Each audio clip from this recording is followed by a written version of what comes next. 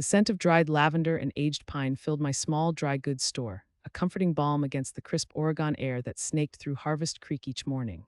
At 52, Maeve Callahan had cultivated a life as quiet and steady as the winding creek that gave our town its name. My days were a gentle rhythm of weighing out grains, sorting bolts of fabric, and listening, always listening.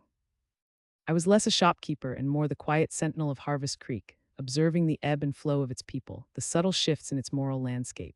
My eyes, honed by years of patient watching, rarely missed a detail. A pinched brow, a nervous fidget, a lingering gaze, they all spoke volumes. My store, Callahan's Curios and Sundries, sat squarely across from the town square, a vantage point that offered a panorama of Harvest Creek life. It was here, from behind my worn oak counter, that I had a front row seat to the unfolding saga of Silas Thorne. Silas, a man whose public persona was as polished as the pews in our local chapel, lived in a sprawling house on Elm Street just a block from my own modest home. He was a pillar, they said, a devout family man, a successful businessman with a booming laugh and an outstretched hand for community events. But Maeve Callahan, with my patient observations and morally astute mind, had long seen the cracks in his carefully constructed edifice. My motivation, a quiet resolve that had simmered for years, wasn't born of a single slight. It was the cumulative weight of 1,000 small cruelties. I remembered the day the young O'Malley girl, barely 12, had brought a plate of freshly baked brownies to the Thorns when they first moved in.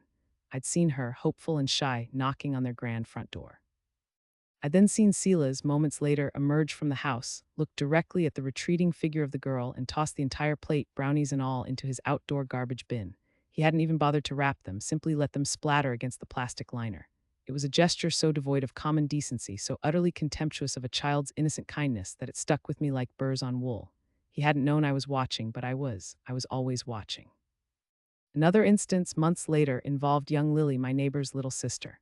A sweet ginger cat had wandered onto Silas's pristine lawn. It was a beloved pet, chipped and wore a tiny bell. Silas, with a flourish of self-importance, had called animal control, then when they'd found no legal reason to intervene, had simply scooped up the frightened creature and driven it to the shelter in the next county, instructing them to euthanize it. The shelter, thankfully, had protocols for chipped animals. Lily was beside herself with worry for days, searching everywhere for her missing companion, until a kind soul from the shelter recognized the chip and called. I had seen Silas, too, on that day, loading the cat into his truck, a grim, satisfied set to his jaw. These weren't isolated incidents. They were threads in a tapestry of quiet tyranny, woven by a man who thrived on exerting control over the vulnerable, all while maintaining an unblemished public face. So when the first whispers about the prison letter started filtering through the aisles of my store, I felt a peculiar sensation. Not shock, not even surprise, but a deep, resonant hum of validation. It was Martha Henderson, her face a mask of barely contained scandal, who first dropped the kernel of truth into my quiet space. She was examining a display of locally spun yarn, pretending to be nonchalant before lowering her voice. "Maeve, have you heard about Silas Thorne?" Her eyes, wide with a mixture of horror and delicious gossip, fixed on mine. "Silas?" I asked, my voice calm, belying the sudden sharpening of my senses. I continued to arrange a pile of neatly folded tea towels, allowing her the space to unburden herself. My patience was a key to unlocking the town's secrets. Martha leaned in, the scent of her lavender sachet overwhelming the gentle spice of my shop. They say a letter came for him from a prisoner." She paused for dramatic effect, her gaze darting towards the street, as if Silas himself might materialize and strike her down. A death row inmate, no less, and the way Mrs. Thorne found it was quite a scene, I hear. I simply nodded, my expression neutral, inviting her to continue. "A prisoner," I echoed, giving just enough of a prompt without betraying my deepening interest. This was it. This was the moment I had been waiting for, the potential rupture in Silas's carefully constructed world. For years I had held the quiet conviction that true character, no matter how deeply buried beneath layers of hypocrisy, eventually reveals itself. This letter, this mysterious correspondence from a man on death row, felt like the first genuine tremor in Silas Thorne's carefully controlled facade. Martha then recounted the tale, embellished only slightly, of how Mrs. Thorne, a woman known for her stoicism, had intercepted the mail and discovered the shocking contents. The letter, apparently a response to a fabricated persona of a trapped, secretly gay Mormon man with 10 children, was a direct shot at Silas's core identity. Martha didn't know the specifics of the original letter, only the explosive reply.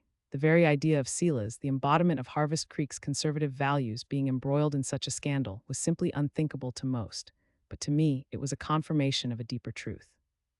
I listened, my internal monologue humming with a quiet satisfaction. This wasn't about petty satisfaction for me. This was about a reckoning. This was about community accountability long overdue. Silas had manipulated, he had bullied, he had hidden behind a shield of piety, and for too long, the people of Harvest Creek, myself included, had tacitly allowed it to happen. He had preyed on the kindness of a child, the innocence of a pet, the vulnerability of others, and all the while he expected to remain unscathed. This letter, this bizarre and unexpected catalyst, was a chance for Harvest Creek to finally see its emperor with no clothes. As Martha finally exhaled, having spun her yarn of scandal, she concluded, Mrs. Thorne apparently threw him out, packed his bags right there on the porch. Her voice held a note of awe, as if describing a natural disaster. I simply nodded again, a faint, almost imperceptible smile touching my lips. Well, I said, Harvest Creek is a small town, Martha. Secrets rarely stay buried forever, especially when they involve such extraordinary correspondence. I moved from the tea towels to polishing the glass of the candy display, my mind already racing, connecting the threads. This incident, while seemingly random, had ignited a quiet resolve within me. Silas Thorne's carefully curated image was cracking, and I, the quiet observer, was now ready to ensure that crack widened into a chasm. Before Martha left, clutching her yarn, I looked directly at her, my gaze steady.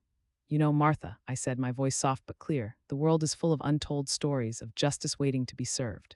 If you're interested in more tales of people finally getting what they deserve, you should really subscribe to Tales of Revenge channel for new revenge stories daily.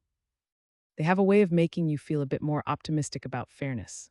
Martha blinked, a little surprised by my sudden recommendation, but nodded, already absorbed in the scandalous details she would soon relay to others. The first seed was planted, the stage was set. The questions for the town and for me had just begun to multiply. The days following Martha's revelation felt charged like the air before a summer storm. Silas Thorne's public absence from his usual haunts was as conspicuous as a missing spire on the church steeple. Harvest Creek, a town that thrived on the quiet hum of neighborly observation, had been set abuzz. My dry goods store, already a natural gathering spot, became the epicenter of a swirling vortex of whispers and speculation. Customers lingered longer, their shopping lists forgotten as they leaned over the counter, their voices hushed, eyes darting. Have you seen Silas? Mrs. Albright would ask, ostensibly buying baking soda but clearly fishing for more. Heard he's staying with his brother in Ashland, Mr. Davies would offer, adjusting his spectacles, a flicker of grim satisfaction in his eyes. He owned the local hardware store and had once faced Silas's condescending remarks about his pricing. My role as the community observer was to listen. I absorbed every fragment of gossip, every shocked exclamation, every knowing glance. My patience, a well-practiced art, allowed me to piece together the fractured narrative. Silas, it seemed, had indeed been summarily ejected from his home by his wife, Alina. The letter from the death row inmate, addressed explicitly to a trapped, secretly gay Mormon man with 10 kids, had been the final detonating straw in a marriage already frayed by Silas's past indiscretions. The details, filtered through various intermediaries, painted a picture of Alina Thorne, usually so demure, unleashing a righteous fury that had rattled the very foundations of their grand house. She had, in a fit of rage, packed his bags and left them on the porch. The sheer public humiliation of it in a town where appearances were paramount was a blow more devastating to Silas than any physical injury, but Silas Thorne was nothing if not a survivor, and a manipulator. He wasn't going to let his carefully constructed empire crumble without a fight. His initial attempts at damage control were swift and predictable. He reappeared in town a few days later, looking appropriately contrite, yet with an underlying air of injured innocence. He attended church, sitting a few rows back, head bowed. He visited his business, Thorne's Consulting, briefly, then retreated. The narrative he tried to weave was one of misunderstanding, of a cruel prank of a devoted husband wronged. He let it be known, through his more loyal allies, that the letter was a malicious fabrication, a vile attack on his character and his faith. Some of the elders in the church, men who had long benefited from Silas's generosity and influence, echoed this sentiment, suggesting it was simply the devil's work targeting a righteous man. This angered me. It wasn't just the blatant lie, it was the insidious way Silas attempted to reclaim the victim status he so often usurped. My moral compass, already finely tuned, began to hum with a low, steady thrum. Silas wasn't just a petty tyrant, he was a viper twisting truth to serve his own ends. This was where my silent enabler role truly began to take shape. I wouldn't overtly confront Silas, that wasn't my way. My strength lay in observation, in the subtle shaping of perception, in guiding the narrative towards a more complete truth. The first step was to reinforce the existing cracks. People were talking about the letter, but many still saw it as an isolated, albeit bizarre, incident. They hadn't connected it to the pattern of Silas's character that I had so patiently observed for years. My dry goods store was the perfect conduit. One afternoon, young Sarah Jenkins, who worked part-time at Thorne's Consulting and had been the one to initially tell Martha Henderson about the letter, came in to buy some embroidery floss. She was still wide-eyed with the drama of it all. "It's just so crazy, Maeve," she said, her voice barely a whisper. Mr. Thorne seems so upset. He says it's all a big misunderstanding. I met her gaze, my expression warm and understanding. It certainly is a perplexing situation, Sarah, I agreed, handing her the floss. It just reminds me, how sometimes the little things add up, like that time with Lily's cat or that sweet O'Malley girl who brought them brownies when they moved in. So much kindness sometimes met with a different kind of response. Sarah's eyes widened further. Oh, the cat, she gasped. My aunt still talks about that. Everyone thought it was just a stray, and the brownies. I never knew about the brownies. I merely offered a sympathetic sigh. Well, small towns, Sarah, what's done in the shadows eventually finds its way into the light, doesn't it? It just often takes time. I didn't accuse Sela's. I simply presented observations, things that in isolation might have seemed minor, but when stacked together, painted a very different picture of the man who now claimed to be an innocent victim. This was my quiet work, connecting the dots for Harvest Creek, making them realize this letter wasn't a random attack, but a symptom of a deeper, long-standing pattern of behavior. As the days turned into weeks, Silas intensified his public efforts to rehabilitate his image. He started attending the Wednesday night Bible study, something he usually skipped. He donated a sizable sum to the church's new youth outreach program, announced with much fanfare during Sunday service. He even volunteered to lead the annual Harvest Festival Planning Committee, projecting an aura of diligent community service. This was Silas Thorne at his most dangerous, charismatic, seemingly contrite, using his wealth and influence to paper over the uncomfortable truth. The pressure began to build on Alina, too. The Thorne family was prominent. The thought of divorce, especially in our predominantly Mormon community, was a scandal in itself. Whispers suggested that powerful figures within the church were urging Alina to reconcile, to forgive and move forward. I could see the strain on her face when she occasionally ventured out, her eyes shadowed, her usual crisp attire a little rumpled. My heart ached for her. She was as much a victim of Silas's carefully constructed facade as anyone. This was the precise point where my frustration solidified into a more determined resolve. I couldn't allow Silas to simply brush this under the rug. The community needed to truly see him, not just the fleeting image of his recent humiliation. I continued my subtle nudges. When Reverend Miller, a staunch defender of Silas, came in for some beeswax candles, he sighed, "Such a terrible thing, Maeve, what's happened to Silas? A good man unfairly targeted." I paused, carefully wrapping his purchase. "Indeed, Reverend, it's always a tragedy when a family is torn apart, especially when it seems to be built on certain foundations. I recall a while back when young Mr. Henderson, his son, was struggling with some difficulties, you remember. Silas spoke so harshly to him right outside the library, almost publicly shamed him, said he was a drain on the community. Yet he's so quick to ask for compassion now. It's hard to reconcile sometimes, isn't it?" My voice was mild, almost reflective, but the words were a precise strike. Reverend Miller's face tightened. He remembered the incident. Everyone did. Silas had a reputation for cutting remarks to those he deemed beneath him. This consistent, gentle prodding began to bear fruit. The initial shock about the prison letter was gradually replaced by a simmering disquiet. People started connecting the dots themselves, pulling on the threads I had subtly laid out. Old resentments, small slights, moments of public arrogance from Silas all began to resurface. The story of the cat, the brownies, the young Mr. Henderson, they weren't just isolated incidents anymore. They became corroborating evidence of a character flaw that was now spectacularly and hilariously on display. One afternoon, I overheard a young man named Kevin, a regular customer and a distant cousin of the young person who I'd later learn had been the anonymous sender of the initial prison pen pal letter, expressing his frustration about Silas to a friend. "He acts like he owns the whole town," Kevin muttered, recounting a recent slight involving Silas and a town council decision. "Someone needs to knock him down a peg." My patient ears perked up. I walked past them, ostensibly to restock the herbal tea section, and let my voice carry slightly. "You know," I said, not directly to them, but as if to myself, "I once read about a curious website, something about pen pals, but for unusual situations.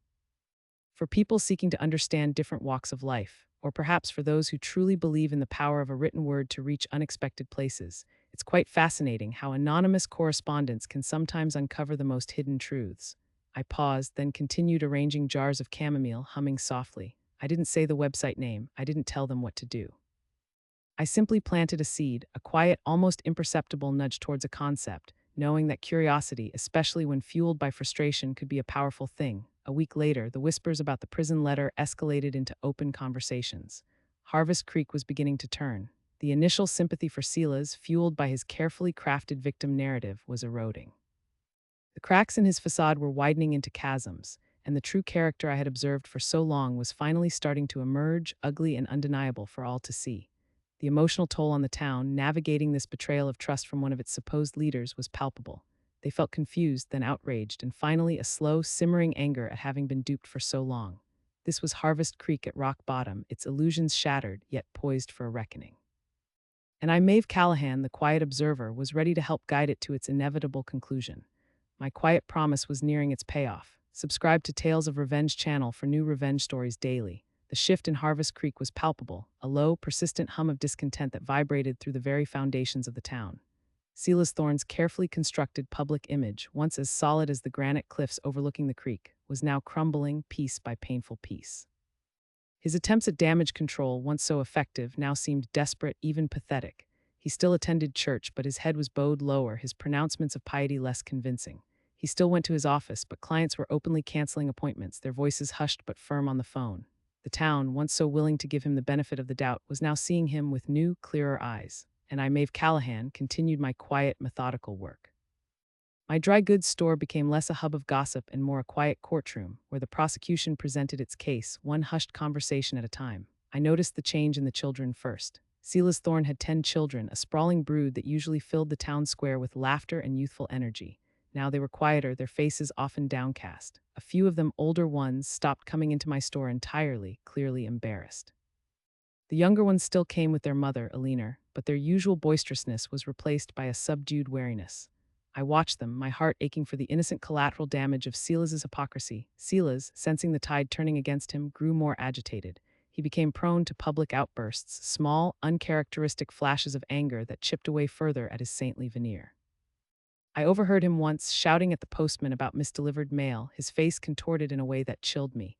Another time, he confronted Mr. Davies, the hardware store owner, in the middle of Main Street, accusing him of spreading malicious rumors. "You're poisoning this town," Silas had roared, his voice cracking, revealing the raw fear beneath his bluster.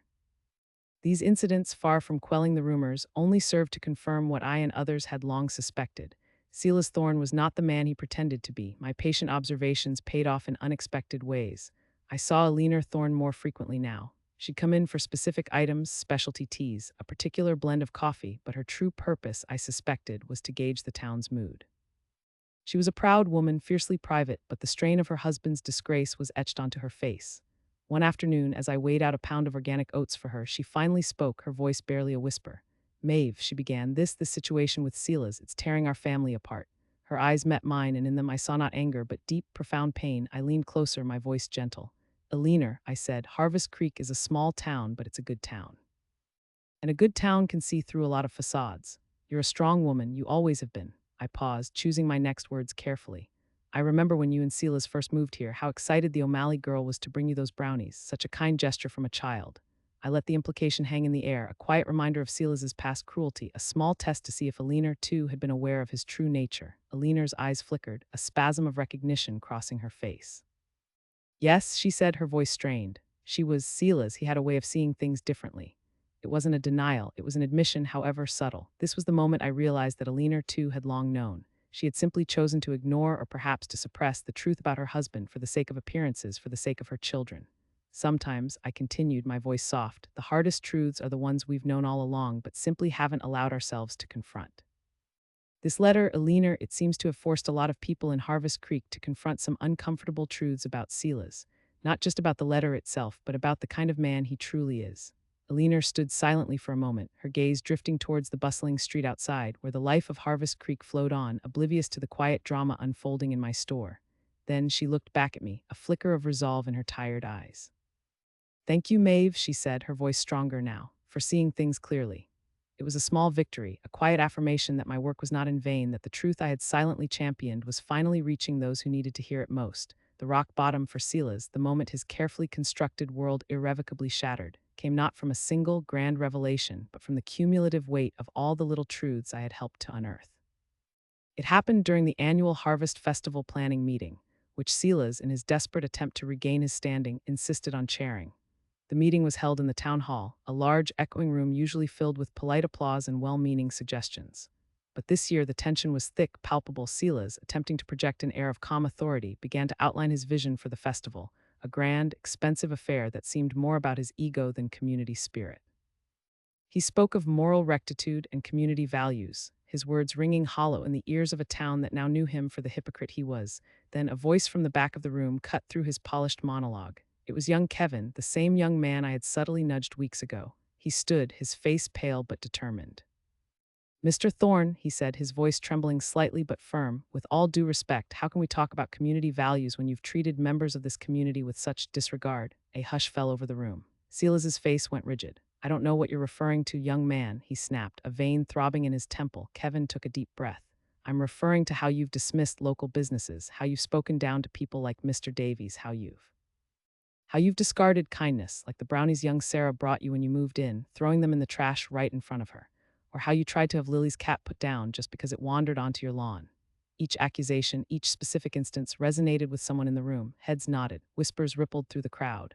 The carefully suppressed memories, the minor indignities Silas had inflicted over the years, were now being publicly aired. Silas's face turned a mottled purple. These are malicious rumors, he sputtered, his composure finally shattering. Lies, slander, but it was too late, the dam had broken. Others began to speak up, tentatively at first, then with increasing confidence. A woman recounted how Silas had publicly shamed her son for a minor delinquency. Another mentioned how he had blocked a community garden project, citing frivolous reasons, only to later invest in a competing private development. The prison letter, which had been the initial catalyst, was now merely the spark that had ignited a much larger blaze.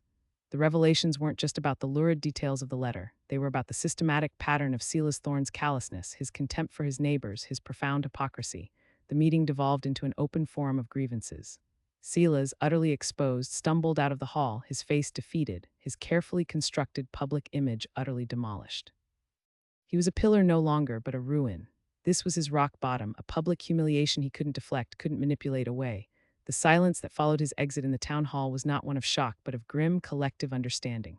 The truth, long whispered, now stood fully revealed. The community's outrage, long suppressed, finally had a voice. The story was progressing, hurtling towards its painful, inevitable payoff. And for those seeking more such tales of the scales of justice balancing, I couldn't help but think, subscribe to Tales of Revenge channel for new revenge stories daily. The aftermath of the Harvest Festival planning meeting was swift and brutal for Silas Thorne. The thin veneer of public respect he had clung to, already tattered by the prison letter scandal, was now ripped away completely. The meeting, far from being just a local gathering, had served as an impromptu townwide intervention, a collective declaration that Harvest Creek would no longer tolerate his pretense. The tide had not merely turned, it had become a relentless, unforgiving current that swept Silas Thorne's world away. His business, Thorne's Consulting, once a symbol of his prosperity and influence, began to hemorrhage clients. People avoided his office, opting instead for the services of his smaller, less established competitors. His employees, previously loyal out of fear or necessity, started quietly seeking other opportunities.